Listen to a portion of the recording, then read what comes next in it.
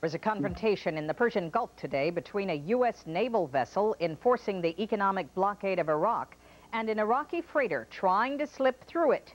The latest from ABC's David Ensor.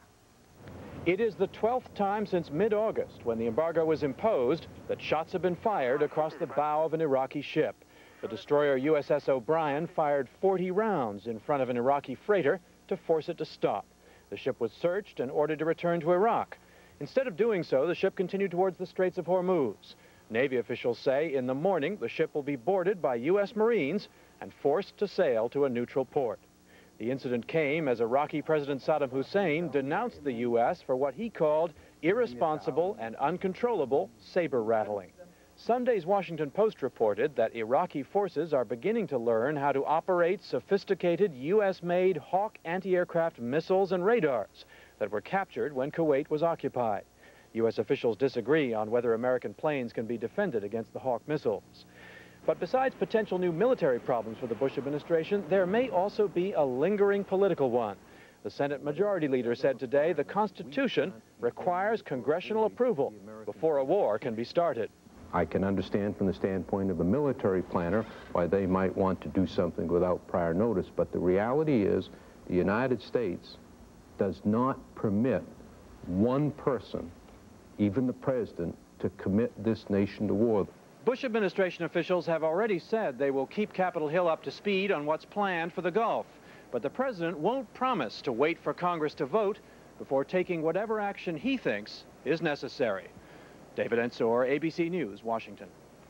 In Baghdad today, former British Prime Minister Edward Heath announced that Iraqi authorities have agreed to the unconditional release on Tuesday of an undisclosed number of sick and elderly British hostages being held in Iraq. Heath made the announcement after a 3-hour meeting with Saddam Hussein at a secret location. The cycle of Arab-Israeli violence continued in Jerusalem today when a Palestinian laborer carrying a bayonet and shouting "God is great" went on a rampage in a quiet Jewish neighborhood. His motive was apparently revenge, and when it was over, 3 people were dead. ABC's Dean Reynolds reports. They buried a 19-year-old Israeli girl today. Like many of her friends, she was a soldier.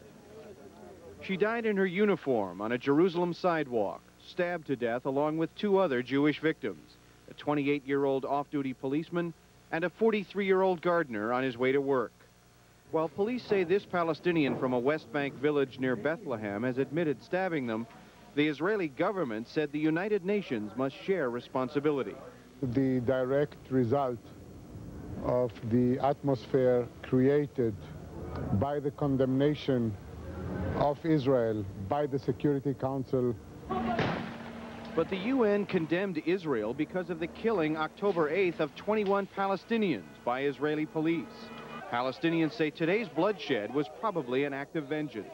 Violence breeds violence, and the Israelis started with killing the Palestinians, so what do you expect? Today the police had to move in quickly to shield Palestinians from crowds of angry Jews. Arabs working near the murder site were sent home early, and with good reason.